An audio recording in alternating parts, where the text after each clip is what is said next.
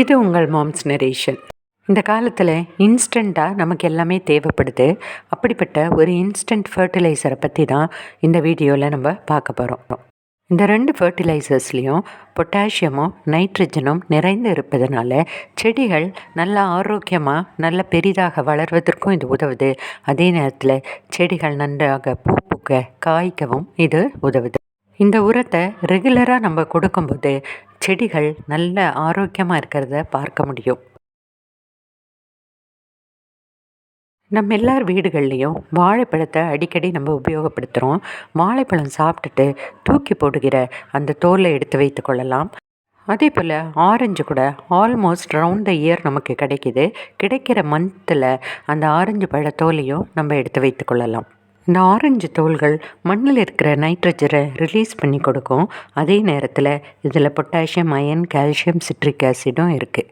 நம்ம வாழைப்பழத்தோலில் நிறைய பொட்டாசியம் இருக்குது. அதே நேரத்தில் மெக்னீஷியம், விட்டமின் சி இதெல்லாமே கலந்துருக்கு.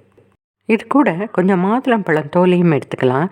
ஏன்னா அந்த தோலில் பொட்டாசியம், அயன், கால்சியம், காப்பர், ஜிங்க்னு சொல்லி பலவிதமான மைக்ரோ நியூட்ரியன்ஸ் கூட இருக்குது. இப்போ இந்த 3 தோல்களையும் நம்மளோட மிக்சியில் போட்டு நன்றாக அரைத்து எடுத்துக்கொள்ளலாம். அரைத்து எடுத்ததை ஒரு பாத்திரத்துலேயோ இல்லை ஒரு பக்கெட்லேயோ நம்ம போட்டுக்கொள்ளலாம். அதோட நம்ம கொஞ்சம் புளித்த மோரையும் மிக்ஸ் பண்ணி வைத்துக்கணும். இதை நன்றாக கலக்கி விட்டு உடனடியாக கூட பிளான்ட்ஸ்க்கு ஊற்றலாம். ஆனால் ஓவர் நைட் வைக்கும்போது நிறைய மைக்ரோ ஆர்கானிசம்ஸ் கிடைக்கும். அதனால் மூடி ஓவர் நைட் வைத்தோம்னா அடுத்த நாள் இப்படி இருக்கும். ஒரு குச்சி வைத்து இதை நன்றாக கலக்கி விட்டு இதை கொஞ்சம் டைல்யூட் பண்ணிவிட்டு நம்ம எல்லா விதமான செடிகளுக்கும் கொடுக்கலாம். ஸ்பெஷலாக காய்க்கிற செடிகள், பூக்கிற செடிகள் என்று வேறுபாடு பார்க்காமல் இதை நம்ம கொடுக்கலாம். மாலை வேளைகளில் கொடுப்பது மிக மிக சிறந்தது.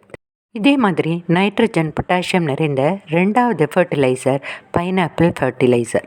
இந்த பைனாப்பிள் தோலில் நிறைய நைட்ரஜனும் இருக்குது, சில மைக்ரோ நியூட்ரியன்ஸும் இருக்குது. இந்த தோலை கம்போஸ்டில் போட்டோம்னா ரொம்ப நாட்கள் ஆகும். அதனால் இதை நம்ம இன்ஸ்டன்ட் இந்த லிக்விட் ஃபர்டிலைசராக நம்ம யூஸ் பண்ணி கொடுக்கலாம். இலைகள் மீது இதை தெளித்தும் விடலாம். செடிகள் நன்றாக ஆரோக்கியமாக பசுமையாக வளரும். இந்த உரத்தை செய்கிறதுக்கு எவ்வளவு பைனாப்பிள் தோல் எடுக்கிறோமோ அதே குவான்டிட்டி அளவுக்கு வாழைப்பழ தோலையும் எடுத்துக்கொள்ளலாம். ஏன்னா வாழைப்பழத்தில் பொட்டாசியம் அதிகமாக இருக்குது. இதை 2யும் நல்லா மிக்சியில் போட்டு அரைத்து இப்படி ஒரு பக்கெட்டில் போட்டு அதில் நல்லா தண்ணி விட்டு கலக்கி விடலாம். இதை இமீடியட்டாக நீங்கள் பிளான்ட்டுக்கு ஊற்றி விடலாம். நல்ல பலன் கிடைக்கும். அப்படி இல்லைன்னா ஒரு 2 டீஸ்பூன் கரும்பு சர்க்கரை போட்டு ஓவர் நைட் வைத்து விட்டு அடுத்த நாள் அதை எடுத்து இப்படி நன்றாக கலக்கி தண்ணீருடன் மிக்ஸ் பண்ணி செடிகள் எல்லாவற்றுக்கும் கொடுக்கலாம். எப்பெல்லாம் இந்த பழங்களை நம்ம சாப்பிட்றோமோ அப்போல்லாம் இந்த உரத்தை நம்ம தயார் பண்ணி செடிகளுக்கு கொடுக்கும்போது நம்மளோட மாடி தோட்ட செடிகள் ரொம்ப ஆரோக்கியமானதாக அழகாக இருக்கும். இந்த பைனாப்பிள் உரத்தை வெள்ளரிக்காய் செடிகள், முலாம்பழம் செடிகள் இதுக்கெல்லாம் கொடுத்தா செடிகள் அட்டகாசமாக வளரும். உங்களுக்கு இந்த வீடியோ பயனுள்ளதாக இருந்திருந்தால் நீங்களும் இதை செய்து பார்த்து பயன்பெறுங்கள்.